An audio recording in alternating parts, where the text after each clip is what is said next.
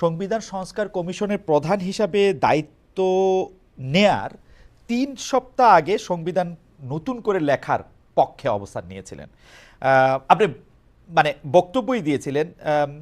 এই যে এই অবস্থানটা, এইটা একটা কনফ্লিক্ট অফ ইন্টারেস্ট বা এর কাছাকাছি কিছু কিনা? কারণ আপনি যে প্রতিষ্ঠান, স্যার আপনার মনে আছে নিশ্চয়ই, যে সেন্টার ফর গভর্নেন্স স্টাডিজ এর অনুষ্ঠানে বক্তব্য দিয়েছিলেন, সেটার আপনি উপদেষ্টা ছিলেন।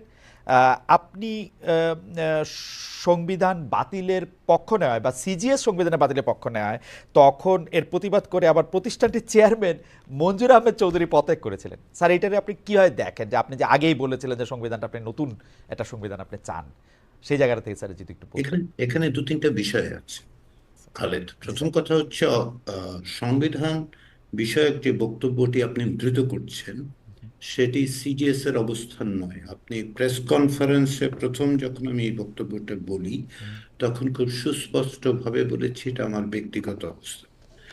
এবং রাষ্ট্রবিজ্ঞান পড়ানোর সূত্রে দীর্ঘদিন যাবৎ বাংলাদেশের সংবিধান পর্যালোচনা করার সূত্রে বোঝার চেষ্টা করার সূত্রে আমার কাছে মনে হয়েছে যে বাংলাদেশের সংবিধান যে অবস্থায় আছে, বিশেষত বিদ্যমান যে সংবিধান পঞ্চদশ সংশোধনীর পর সেই সময় যে সংবিধানটা আছে, সেই সংবিধানের মধ্যে আসলে বিভিন্নভাবেই কর্তৃত্ববাদী প্রবণতা শক্তিশালী করার, এবং আমি যেটা 1983 সালে 1993 সালেও বলেছিলাম, সেটা হচ্ছে লিখিতভাবে বলেছি, আমার দুটো বইয়ে দুটো সুস্পষ্ট প্রবন্ধ অধ্যায় আছে, যেখানে আমি বলেছিলাম যে বাংলাদেশে সাংবিধানিক একনায়কত্ব প্রতিষ্ঠার বিষয়ে খুব সুস্পষ্ট। এক সময় 83 সালে আমার প্রেডিকশন ছিল যে বাংলাদেশে সাংবিধানিক একনায়কত্ব প্রতিষ্ঠিত হবে, 93 সালে আমি বলেছিলাম। সেই অবস্থান থেকে আমি সেটা ব্যক্তিগতভাবে আমার অবস্থানটা আমি বলেছিলাম। এর বাইরে যেটা ঘটেছে সেটা হচ্ছে যে এটা সিজিএস এর অবস্থান নয়, এটা সিজিএস প্রাতিষ্ঠানিকভাবে অবস্থান নেয়। আপনি কোথায় কনফ্লিক্ট অফ ইন্টারেস্ট দেখতে পেয়েছেন আমি জানি না। দ্বিতীয় বিষয় হচ্ছে যে আমি ঢাকায় সে সময় একটা বক্তৃতা দিই, সেটা ঢাকার বিশ্ববিদ্যালয়ে আয়োজিত হয়েছিল। এটি একটি সংগঠন থেকে আয়োজিত, এর সঙ্গে সিজিএস এর সম্পর্ক ছিল না। জবান বলে একটি সংগঠন আমাকে আমন্ত্রণ জানিয়েছিল, সেখানে আমি বলেছিলাম যে সংবিধান পুনর্লিখন করার কথা। এটা এটা আমার ব্যক্তিগত অবস্থান। আপনি যদি আজকে আমাকে জিজ্ঞাসা করেন, সেটা সেক্ষেত্রে যেটা হচ্ছে সেটা হচ্ছে আমি এখন কমিশনের দায়িত্ব আছি। আমার বক্তব্যটা ব্যক্তিগত অভিমত আর কমিশনের অবস্থানের মধ্যে একটা দুটো আলাদা জিনিস কিন্তু, এবং তখন আমি দায়িত্ব নেইনি। ফলে এবং দায়িত্ব নেওয়ার কোনো প্রশ্নও ছিল না। ফলে আমি আমার ব্যক্তিগত অবস্থানটা বলেছিলাম এই সূত্রে, যে রাষ্ট্রবিজ্ঞান পড়বার সূত্র থেকে আমি যেটা বুঝতে পারি, দশকেরও বেশি সময় ধরে সংবিধান পড়ালেখা করে আমি যেটা বুঝতে পারি যে বাংলাদেশের সংবিধানের মধ্যে এটা আছে। ফলে এর মধ্যে কনফ্লিক্ট অফ ইন্টারেস্ট কিছু নাই। কারণ হচ্ছে যে এরপরে কমিশন যখন তৈরি হচ্ছে, কারণ শেষ করতে, স্যার। কমিশন যখন তৈরি হয়েছে, কমিশন 9 জনের কমিশন, এটা হচ্ছে 1 নম্বর। কমিশনের দায়িত্ব হচ্ছে অংশীজনদের সাথে কথা বলে তাদের মতামত নিয়ে সেই মতামত প্রতিফলিত করে কমিশনের যারা বিশেষজ্ঞ আছেন তাদের মতামত সংযুক্ত করে সকলের মত সংকলিত করে বিশেষ যেই যে দায়িত্ব দেয়া হয়েছে, কমিশন তো প্রজ্ঞাপন হয়েছে, সেখানে দুটো দায়িত্ব আছে, সেই দায়িত্ব অনুসারে প্রতিবেদন তৈরি করা। আমরা সেই কাজটি করছি। স্যার না, আপনি এটা মানে আমি বুঝতে পেরেছি যে স্যার আরেকটু যদি ইলাবোরেট করতে, স্যার আপনি সংস্কার কমিশনের প্রধান, তো স্যার আপনার অবস্থানটা হচ্ছে যে আপনি চান সংবিধান পুনর্লিখিত হোক, আজ থেকে না আরও 30 বছর আগের থেকে, 40 বছর আগের থেকেই স্যার আপনি এটা চান। আপনার আপনার লেখায় পড়ায় বলায় সেটি স্পষ্ট। এখন আবার আপনি অংশীজনের কাছ থেকে মতামত নিচ্ছেন, তাদের চাওয়াটাকে স্যার, তাহলে কি স্যার উপসংহার থেকে আপনি সূচনায় কি করে যাবেন স্যার? আপনি তো ডিসিশন আগেই নিয়ে রেখেছেন। ব্যাপারটা অনেকটা এরকম মনে হয় না? না, আমি আগে ডিসিশন নিয়ে রেখিনি খালি দেখে। এটা খুব সিম্পল, সাংবাদিক হিসেবে আপনার বোঝার কথা। জি স্যার। সেটা হচ্ছে এই যে আমি ব্যক্তিগতভাবে একটা অবস্থানে, আমার রাষ্ট্রবিজ্ঞানী যদি বলেন, রাষ্ট্রবিজ্ঞান পাঠের অভিজ্ঞতা থেকে যদি বলেন, এটা আমার অবস্থান। এখন যখন আমাকে একটা দায়িত্ব দেওয়া হয়েছে, সে দায়িত্বটা আমি যখন নিয়েছি, দায়িত্বটার প্রজ্ঞাপনের দুটো বিষয় বলা হয়েছে, তাই তো? জি স্যার। একটা হচ্ছে যে পর্যালোচনা করা, আরেকটা হচ্ছে যে কিছু সুপারিশ দেওয়া সংস্কারের জন্য। এই দায়িত্বটা আমি পালন করছি।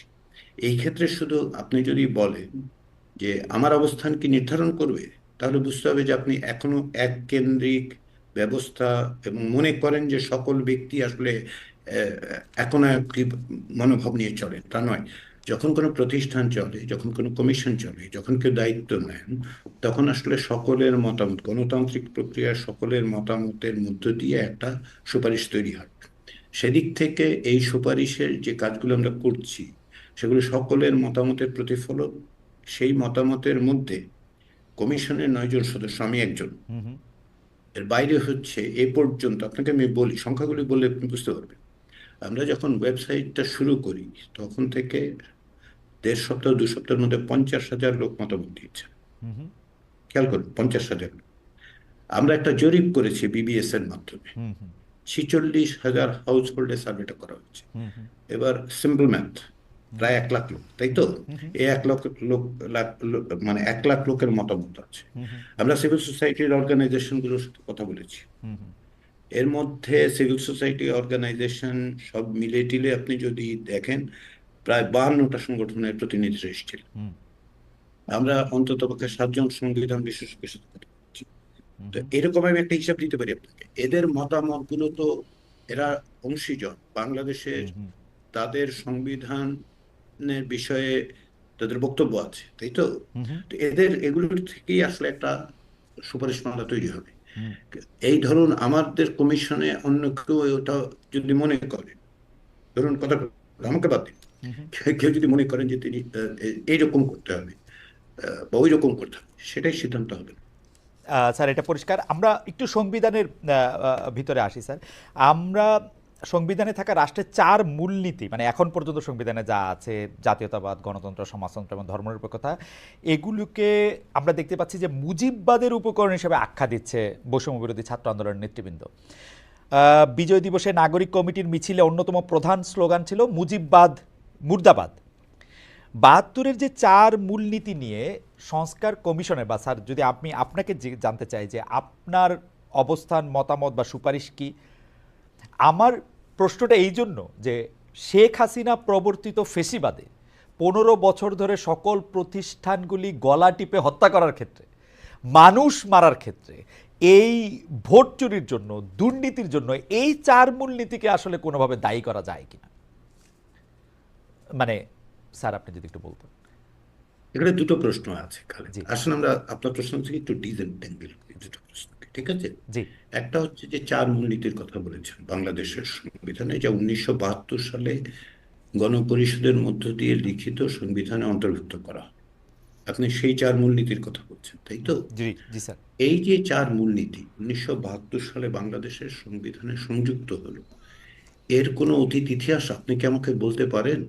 মানে বাংলাদেশের মুক্তিযুদ্ধ, যেটা একটা গণযুদ্ধ, হুম হুম যে গণযুদ্ধে সকলে অংশগ্রহণ করেছিল, হুম হুম কিংবা ধরুন 1970 সালে নির্বাচন, যেটাকে আওয়ামী লীগ দাবি করে যে তার ম্যান্ডেট বাংলাদেশের সংবিধান লেখার জন্য, সেখানে কি এটা উল্লেখিত ছিল? 1969 সালের আন্দোলন, সেখানে কি এটা উল্লেখিত ছিল? হুম ছিল না।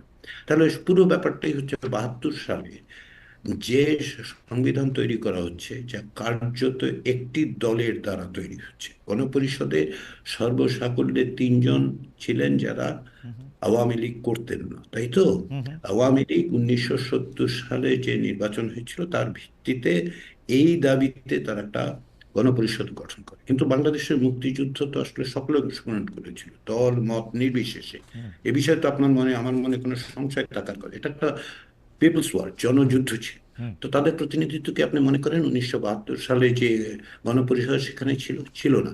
তার মানে একটা অপ্রতিনিধিত্বশীল গণপরিষদের মধ্য দিয়ে পূর্বে আলোচিত হয়নি এমন বিষয়কে রাষ্ট্রীয় মূলনীতি হিসেবে সংযুক্ত করা হয়েছে। হুম হুম সে রাইট। সময়